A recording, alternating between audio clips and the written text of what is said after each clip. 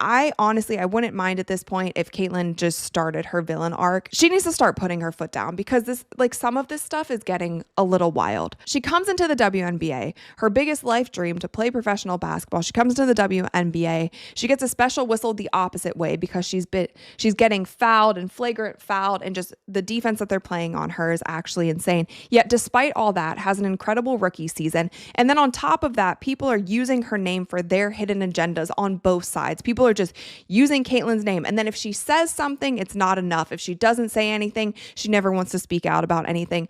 She cannot win. Caitlyn Clark has finally had enough. And this time, she's not holding back. The WNBA thought they could use her name for ratings and clout. But now the league's golden star is officially drawing a line. Clark's latest comments about Cathy Engelbert have sent shockwaves across basketball. What do you think? Did Caitlyn go too far, or was this long overdue?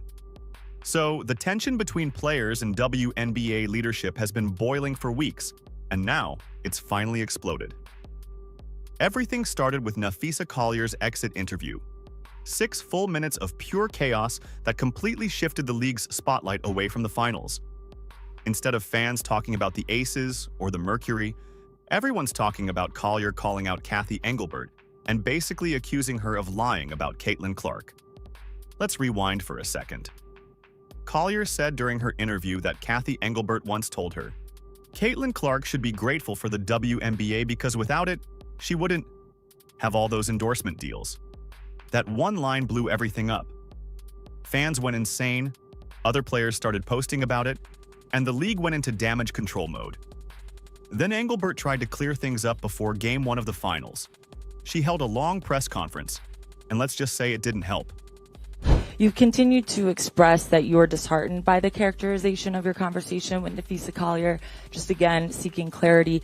Did you in fact say that Caitlyn Clark should be grateful she makes $16 million off the court because without the platform that the WNBA gives her, she wouldn't make anything? And do you actually feel that way, that without this platform, players like Caitlyn Clark wouldn't be making what they do off the court? Yeah, obviously I did not make those comments. Caitlyn has been a transformational player in this league. She's been a great representative of the game. She's brought in tens of millions of new fans to the game, proud of what she's put on the court. Unfortunately, the injuries held her back from a full season this year. But again, I'm not going to get into every point, counterpoint. It's not productive here. We're here to celebrate the WNBA finals. I think what Indiana just did was amazing with all the injuries they had and the everything they faced this year, bringing that to a Game 5 in overtime. But yeah, as I said, there's a lot of inaccuracies reported out there, and I certainly did not say that. She denied ever making that comment about Caitlyn Clark. Not only that, but she implied that Collier's version of their private conversation was filled with inaccuracies. Translation: she basically called Collier a liar on national TV. That's when everything started spiraling. Because here's the thing, Napheesa Collier isn't just some random player venting on social media. She's one of the WNBPA vice presidents, which means she's directly involved in the collective bargaining agreement talks that decide the future of every player's salary, schedule, and benefits. And at the end of the day, she's worried about her. In all of her statements, it's all like, well, I got us here and I should. Cathy, no one cares. Literally, no one cares. Like how you're sitting right there, that's how we feel every time she speaks. Every time she speaks, us as players, that's how we feel.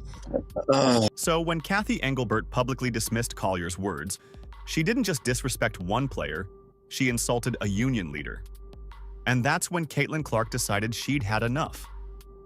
Up until now, Caitlyn has been very careful. She doesn't jump into controversies. She keeps her head down, plays her game, avoids politics, and lets the chaos roll around her. But this time, when reporters asked her about Collier's comments, she said something that made everyone freeze. I think Fee made a lot of valid points. Boom. Well, I mean, first of all, I have great respect for Fee, and I think she made a lot of very valid points. And, you know, I think what people need to understand, you know, we need great leadership in this time across all levels. This is straight up the most important moment in this league's history. Well, this league's been around for 25 plus years, and this is a moment we have to capitalize on. So that's honestly what I would say. I think there's, Fee said it all with what she said, and, I think the points she made were very valid. One sentence, and the league went silent. Because that one line wasn't random. It was a clear signal that Caitlin Clark, the face of the WNBA, was choosing sides. And honestly, can you blame her? This is the same league that has used her name to sell tickets, boost TV ratings, and promote every possible brand partnership, while letting her get thrown around on the court like it's a wrestling match. Let's not forget the early games from her rookie season. Caitlin was fouled harder than anyone else in the league. She got shoved, hacked, elbowed, and the refs just kept swallowing the whistle. People were calling it physical play.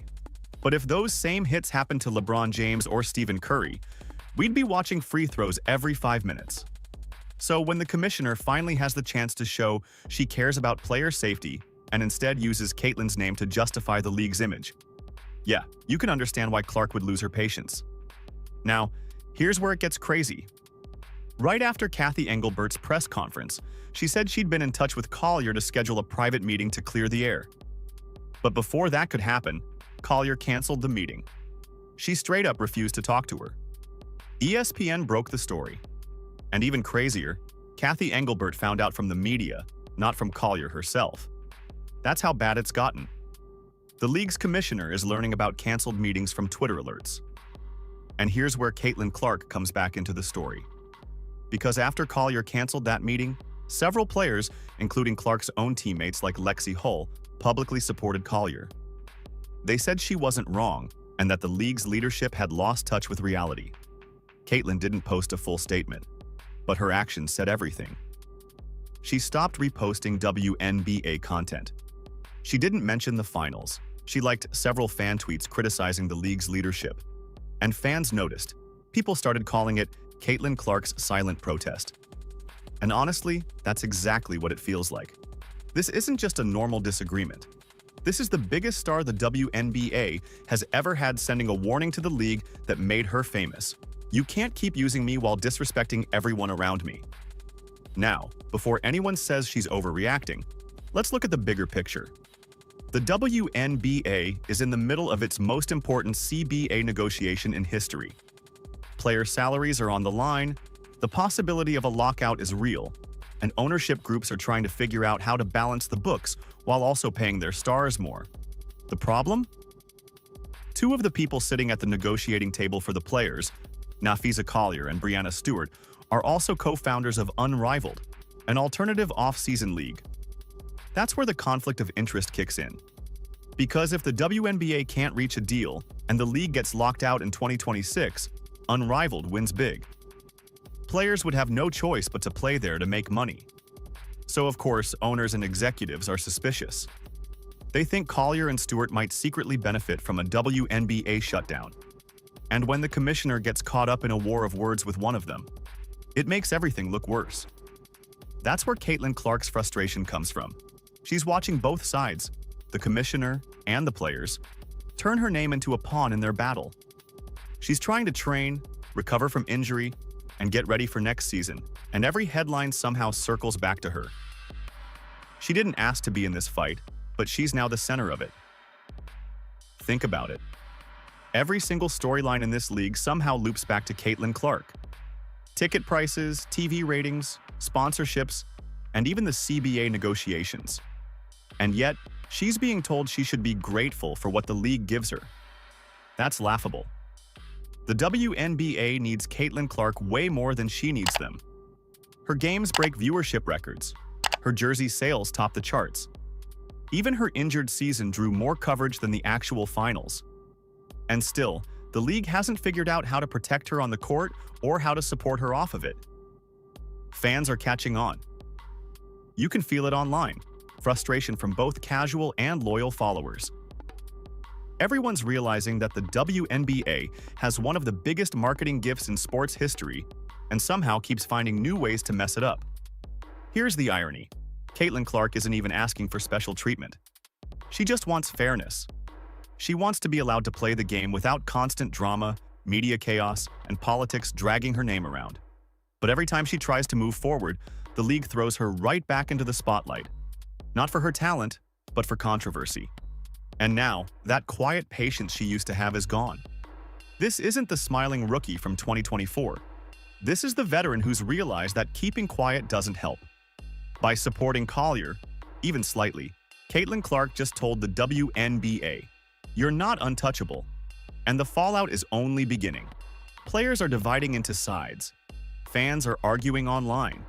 Even former stars are chiming in, saying this might be the most embarrassing stretch in WNBA history. Meanwhile, Cathy Engelbert is still acting like everything's fine, holding scripted press conferences about player alignment and stakeholder engagement, while the league she runs is on the verge of collapse. It's wild. A few months ago, people were talking about how this was the WNBA's golden age. Expansion teams, record ratings, and brand new investors. Now, they're wondering if there's even going to be a 2026 season. And let's be honest, that's not on the players. That's on leadership. You can't keep dismissing legitimate player concerns and then expect them to show up smiling for Media Day. You can't have the most famous athlete in women's basketball feeling alienated from her own league and still expect fans to buy into the "we're one big family" marketing pitch. Cathy Engelbert's denial might have been the final straw, because even if she didn't actually say what Collier claims, the fact that no one believes her says it all. Her credibility is gone, and the worst part? It's not even about who's right anymore. It's about how badly this was handled. The WNBA let a private disagreement become a public soap opera right in the middle of its finals. And now, every headline about women's basketball isn't about who's winning. It's about who's lying. That's why Caitlin Clark's subtle but firm stance hits so hard. She's not screaming. She's not tweeting paragraphs. She's just letting the silence speak. And that silence is louder than anything Engelbert could ever say at a podium. The fans feel it. The sponsors feel it. Even ESPN anchors are dancing around it because no one knows how to spin this mess anymore. We're watching a power shift happen in real time. The players realizing they don't need the commissioner's approval to have influence. And Caitlin Clark, whether she likes it or not, has just become the face of that shift. So now that Caitlin Clark has publicly sided with Napheesa Collier, the WNBA is in full panic mode. And honestly, they should be. Because when your biggest star, the person literally carrying your league's popularity, starts hinting she's losing trust in leadership, you're officially in crisis territory. Let's start with the fan reaction because wow, it's been loud. On social media, fans have turned Cathy Engelbert into public enemy number one. There are threads with thousands of comments saying, "Fire Cathy." People are posting memes of her next to the "this is fine" dog sitting in a room on fire. It's brutal.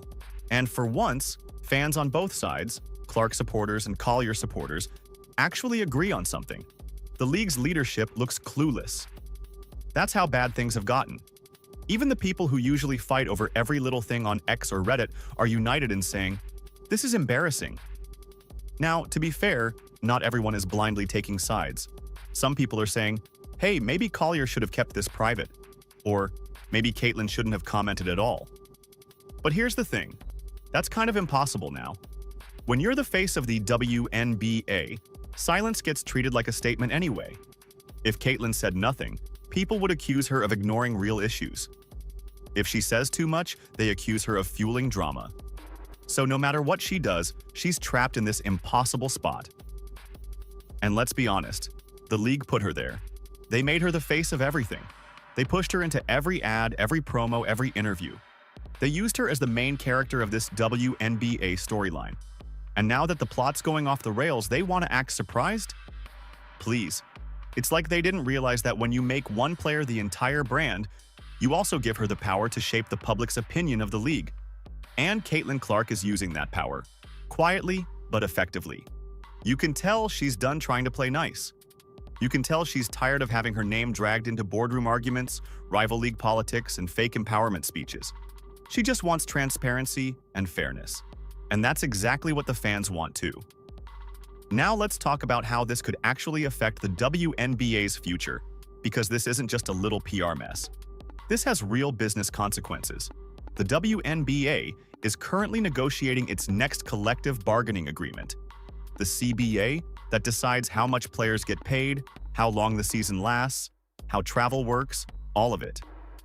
If these talks fall apart, and right now, that's looking very possible, the league could face a lockout in 2026, meaning no season, no games, no paycheck for players.